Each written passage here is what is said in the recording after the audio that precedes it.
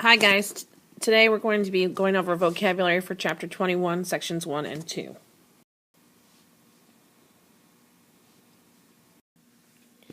Europeans were willing to risk war in such far-off places as Samoa because they wanted to build naval bases and protect shipping routes in the Pacific.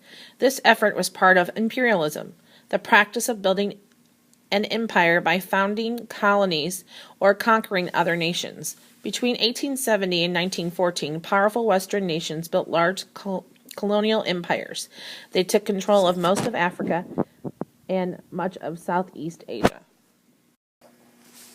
The United States did not begin expanding overseas until the late 1800s. Previously, Americans had followed a policy of isolationism, avoiding involvement in the affairs of other countries.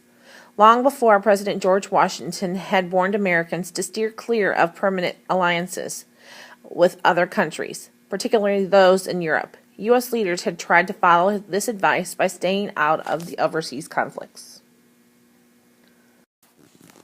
Hawaiian sugar planters suffered a major economic setback in 1890 when Congress passed the McKinley Tariff. This law allowed countries to ship sugar duty-free to the United States. However, the tariff also gave U.S. sugar producers a subsidy, or a bonus payment by the government, of 2 cents per pound. The price of Hawaiian sugar dropped, and the island's economy collapsed. Economic interest drew the United States not only to Hawaii and Japan, but also to China. There, the United States and many European nations engaged in profitable trade. After Japan defeated China in 1895, other countries quickly took further advantage of China's weakness. The nations seized spheres of influence, which are areas where foreign nations could control trade and natural resources.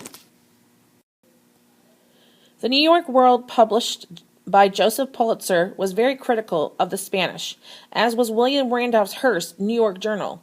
Both were newspapers wanting more readers, so the men printed sensational, often exaggerated stories. This exaggeration of news stories in order to sell newspapers became known as yellow journalism.